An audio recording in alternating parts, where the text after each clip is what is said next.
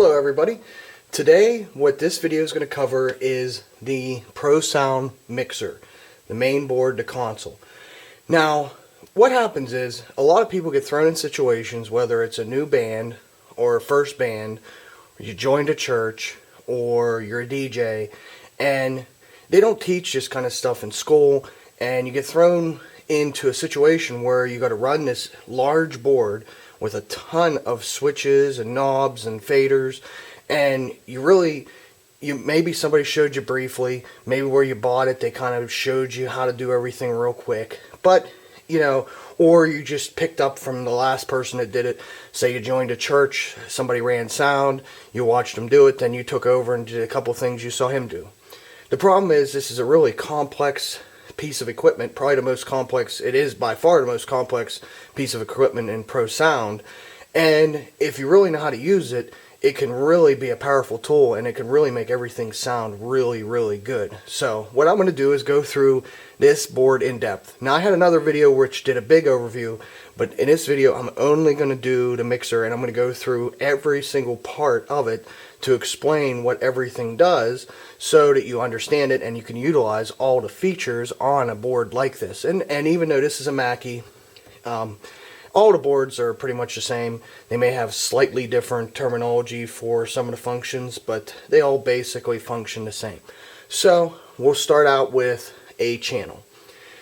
Alright, now in a channel, what you have, so if we're going to go to 9, and an easy way to reference is 9 and 9, so you can see down here so that you're not plugging into 8. Don't try to follow it up. Look at the top, it has 9. The bottom has 9, so that's how you easily just navigate a channel. So on this channel, this is a mono single channel. Now one thing to remember with these mixers, although they do produce stereo, and a DJ you would want to do a stereo setup, oftentimes with a speaker or with a band, you don't run stereo. You don't want to run stereo. It adds complexity. Your input source is mono, so why do you want to run it stereo and have to run two different EQs, two different compressors, and all this? So you got to remember, all these basically, other than these last two channels, are mono inputs. So what you got is you got an XLR input. That's your standard microphone cable. Now let me explain a little bit of cables real quick so you know what you're plugging into here. So you got an XLR cable. Let me grab one here. Okay, this is what it looks like. It's got 3 cables, and this is called a balanced cable. Now one thing to remember is just because an XLR is balanced doesn't mean that a 1/4 inch jack can't be balanced as well. This is a balanced 1/4 inch jack. Now you might say, well, how can I tell? Here's how you can tell. And this is called a TRS. This is called a TRS, and this is called a TS. And you see the difference? If you look at them, on the TRS it has 3 wires, and TS only has 2. So you have the extra band there to separate the 3rd wire. So that's something easily. So what you need to remember is this TRS is the same as this. Even though this makes a little better connection, it's the same. And you want to remember the difference between balanced and unbalanced. Balanced is going to give you a lot stronger signal over a longer stretch of cable and a lot more headroom. So any time you want to use the balanced output of your instrument or your device, and a balanced input and outputs on here. So we go back to 9. You could plug it into, let's line it up here.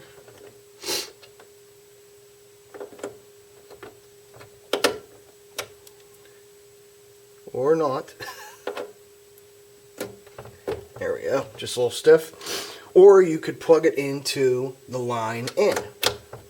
That is the same connection. It's a balanced input. The only difference is, generally the XLRs are considered professional because they make a better signal, and anybody that does this for a while learns that 1/4 inch jacks, whether it's a speaker, instrument, or whatever, they seem to fail quicker. They seem to give more static when you move them. They're not as solid. So we got 2 inputs, whether it would be an unbalanced or balanced 1/4" or an XLR in the channel. Next, you got an insert. This is the next part. An insert cable looks like this. It's basically a TRS on one side and then 2 TS on the other side. Gray is your in on your device, red is your out on your device. So what you do is, say we want to add compression to channel 9. And we want to do it, we want to add it before we get into any mixing. You want to use the insert. That way, when you add bass to this device, it doesn't affect the compressor. The compressor is getting a pure signal. So you'd take the compressor, on the input on the compressor you'd put the gray cable, or it's the tip, and the ring would be the out on the compressor back in. So basically it would go in to the compressor and then back out into the board. And that gives you a clean signal, and this could be for effects, whether you wanted to add reverb, any kind of effects module, if you wanted to do compression, EQ, and you can also do this when we get to it on the main insert, which will affect all the channels. And again, this is good because then as you adjust the output, it doesn't affect the compressor in that. So we'll get to that. We're going down the channel. Okay, so you got the input, whether it be XLR, 1/4" balanced or unbalanced. You got the insert. Next is your gain. So I'm going to make another video on gain structure, so I'm not going to cover it much here, but that's basically whether it's a guitar you're plugging in here, an acoustic guitar, vocals, you basically set this so that it's about at 0 unity gain. So that way it doesn't peak, and that way you're not turning it up. If the problem is if it's over 0, and like I said, I'll get into this, is you could peak and cause distortion, but if it's under 0, then you're turning it up and adding extra noise. You're picking up background noise and noise within cables and that. So you adjust your gain. The next thing, and not all boards have this, but this is something you want to look for if you're buying one, is a low cut. Now, here's the thing. This one's 100 megahertz or 100 hertz, and some are 80. The only thing that needs to go under 100 is your bass, guitar, your mixer, if console like a DJ console, or your kick drum. Vocals, guitar, and drums other than your kick, and that should not go below 100 hertz. You might think that's high, but it's not. And what that will do is clean up your mix considerably. So like on here, the only two is the bass guitar and the kick are the only two that should not be filtered at 100 hertz, and that will clean up. Then you get that muddy sound out of the guitar, you get that boomy sound out of your vocal mics. It just sounds a lot better, and it separates those devices into their correct frequencies. So we're coming down. So we adjusted the gain. We chose to put the low cut or not. Some boards don't have that, but that's definitely a feature you want to look for. Next is your aux 1 and aux 2. These are your monitor sends. So each individual one, so you can have 2 monitor outputs, meaning, so say you have 4 monitors. You have 2 for the guitar player and the bass player, and 1 for the vocalist and a drummer. And say they want different outputs. Say the guitar player wants guitar, so you go over to guitar, they're at aux 1, you turn them up, and they want to hear bass, you turn it up, and they want to hear all the vocals, you turn them up.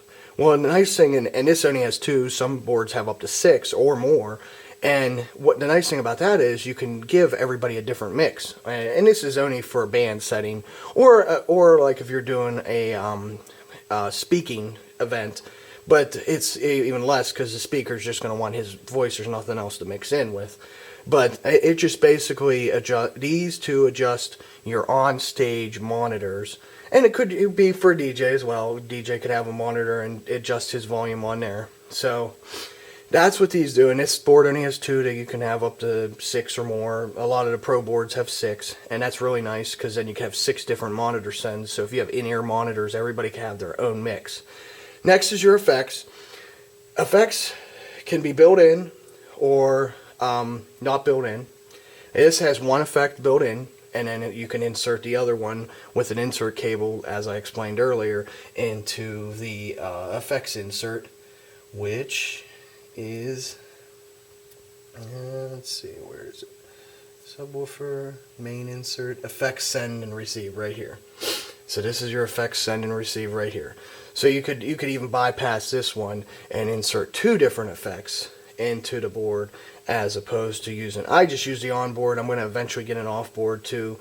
So, and then a lot of what you want is chorus for vocals and reverb on any of your instruments that don't have it built in, and on your vocals. And that just, what it does is it keeps your vocals or your instruments from sounding completely dead. Especially in a dead room, it's nice to have some reverb. So you can adjust the level, and that's just how much the effect is on the individual channels, and you can do each individual channel. So if you want a lot of reverb on the vocals, you don't want any on the guitar, say the guitar already has reverb, and maybe a little bit on the drums and stuff, you can adjust each one, and you can pick your, if it's on board or off board. I'm not going to go into too much because this is going to vary greatly on the, you can basically pick your effect, how strong you want the effect, if you want the effect to go to the monitor. Some people like a dry monitor with no effects, so they can match their correct key when they're singing. And you can adjust the effect, the timing, and stuff like that. But like I said, that's going to vary greatly on every board, and even if the board even has it. And if they don't, you just use the insert cables like I showed you, and basically it just sends the signal out and brings it back in, and then you can do that for each channel. Next is your EQ. This is probably the most important part. High is high, low is low. That's fine.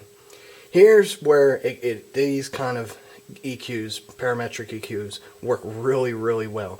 Your mid is where your feedback's going to be, or any nasty sounding sounds. So, say you got a vocalist. Again, vocals usually beginning, but say he's in channel 9. I can reach the channel real easy. Say you got a vocal in channel 9, you're having terrible time with feedback. What you do, this is a trick, and this works really well, is you boost it up a good bit. So maybe to 3 o'clock. You boost it up to 3 o'clock. And now you swing the frequency adjuster around, and you get it to the point where it feeds back, and then you cut that. So there you go. Now you found, that's a dirty way to find what frequency is giving you the feedback, and then you just cut it. That's why these EQs, these parametric EQs, are amazing, because with a graphic EQ, you got to sit there and go up each individual one, unless you have a spectrum analyzer or something, but in all reality, you're probably not. So these EQs work really good because you just bump up the mid and then spin this knob around, and it goes over a large range, and you can find out what's giving you trouble, and when you find it, then you cut it. You cut it as much as you need to get it cleaned up. So this is an important part. And then of course high is high and low is low. So if it's bass, you turn it down. If it feels thin, you turn the bass up. And those are pretty self-explanatory. But the parametric EQ in the middle is one that a lot of people don't understand how to use, but that's how you use it. You bump it up, you find the frequency you don't like, and then you cut it. And then coming down, you got the pan, of course, left and right.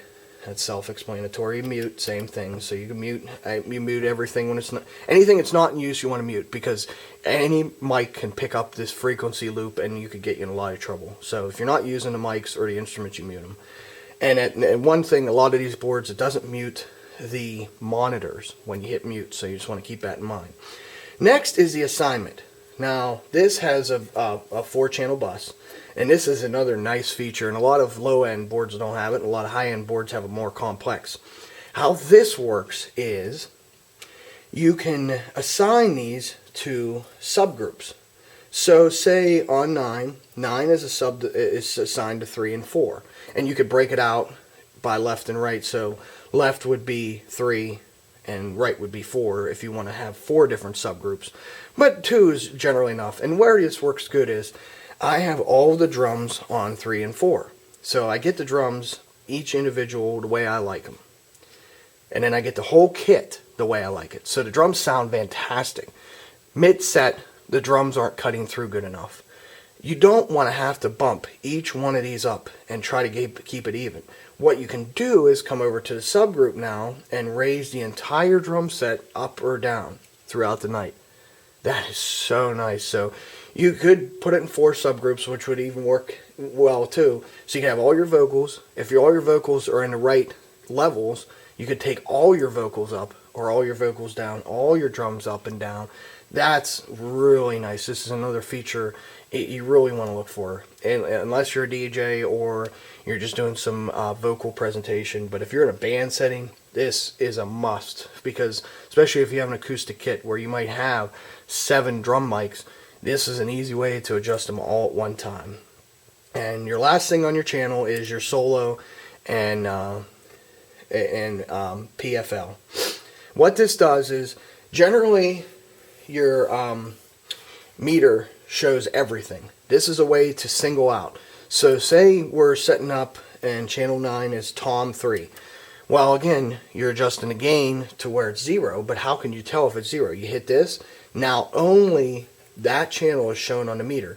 So you ask your drummer, go ahead, hit that tom, and you adjust the gain until it's 0. And then you shut that off. And then it's showing everything again, because generally you want to see everything. So if you're peaking over unity gain, you want to see the entire mix. But this is an easy way to single out. And you, at the beginning of the night, this is the first thing you do. Vocal 1, adjust the gain. Vocal 2, adjust the gain. Vocal 3, you want to do it every time, because if a vocal mic is peaking, it's going to cause feedback and distortion and sound terrible. Okay, moving over. Sorry, this is a long video, but like I said, these are pretty complex, and I wanted to go through everything. So, you got all your channels. This goes up to 16, and I got 2 stereo here at the end, and with just 1/4 inch, but they do balance, so that's fine. And you got your effects, insert and return. We already covered that. You got your tape input, output. So if you want to record everything, you go tape out. And you can also do that with a master out. Or you want to just add any, like an iPod, you got an RCA to iPod connector, 30 pin or whatever into here, you got that. And you can adjust it down here with the tape input. Those are pretty self-explanatory. You have your main out, which again you can do XLR, or you could do, here I have at the house, I do XLR live, but at the house so I don't have to switch cables. I have a balanced 1/4 inch out going to my crossover. So you got your left right out, and this actually has a sub out too. So, and then you got your foot switch, will turn the effects on and off from foot switch. I'm not sure why you'd need that for a mixer, because generally what that's for is you can do hands-free on a guitar or something, but you do have a foot switch. You have your phones, so if everybody has in-ear monitors or something, that's an easy way to hear what they're hearing. You can plug in headphones with a 1/4 inch jack. You got your sub outs. Send on all your subs. Again, you can record just your drums in or something like that. You got your aux sends, which is your monitors. You got your utility out, which you could also record from. And then now you got a graphic EQ. Some models have EQs on, some don't. It's not real useful on high-end pro ones, because you got to, if you're buying a $2,000 board, you're going to have an external graphic EQ. Again, the graphic EQ works like the parametric EQ. To EQ a place real quick, like I did this room, you can see what I did here. You want to always make minor adjustments. You want to keep it as flat as possible. A lot of people scoop the EQs and stuff, and that might sound cool in your car, but you're going to cut out your vocals, you're going to cut out your guitars. You want to keep it as flat as possible, but you do want EQ for the room. And again, the easy way to do that is grab a mic. You always do it with a mic. You don't do it with music. And then basically just turn up and down each one until you get a good sound. Turn it up, down. If the channel feeds back when you turn it up, pull that down a little bit. If it sounds good when you turn it up, like you don't have a good bass response, keep it up a little bit, but don't crank it up. You know, like you see here, I just have it up just a notch. You don't want to keep it here. Just if it's like this room doesn't have a lot of bass response, so I just notch it up a little bit, and that's plenty. And you go through each channel, and that's an easy way to shape your sound and EQ flat for the room, because every room has a different response, and you want to EQ it flat. I went through the effects, and this is basically your headphones and your tape and that levels, and utility out levels and that. And we went through your subgroups, which you can assign left and right. If you're running stereo out, make sure you do both. If you're not, you don't need to assign right. You can just do left. You got your meter, which you always want to have everything as close to 0 as possible. Of course, you can't do it perfect, but you know it's going to go a little above and low. But you don't want to ever get into the yellow, and you don't ever get down to 10 or something real low like that, because I'll explain that in the next video, which I'm going to do gain structure. But you want to check your meter, and then you got your main level. And how the main level is, again, you want to strive for unity gain, which is 0. That means you're not adding or cutting from the signal. So But you also want to you want to have a little bit of room. So when I'm setting up, say, for a band, I get it extremely loud at unity gain, meaning louder than I'd ever need, and then I turn it back down to, say, 5, like the notch below there. And then I'll keep it there. That way, if later on the crowd gets thick, you got a lot of dancers and that, you can bump it up, you have a little bit of room to bump it up. Same thing with these faders. You always want to try to strive for unity gain, and then unity gain being as loud as you possibly ever need it, and then bump it off a little bit, and then you can notch it up a little bit. And again, I'm going to go over that a lot in the next video, which is going to be gain structure. This was just for the mixer. Of course, you could have USB, BNC connector for light. You always want a light because it's dark and wherever you're playing. And that's pretty much, that's the mixer. It should help you out a lot if you're buying one, if you're just starting to use one. Now you understand what the entire board does, and you don't have any, you know, a lot of people are afraid to touch EQs, or they don't know what this does or that does or why these or how you use an insert. This should help you out a lot. Thank you.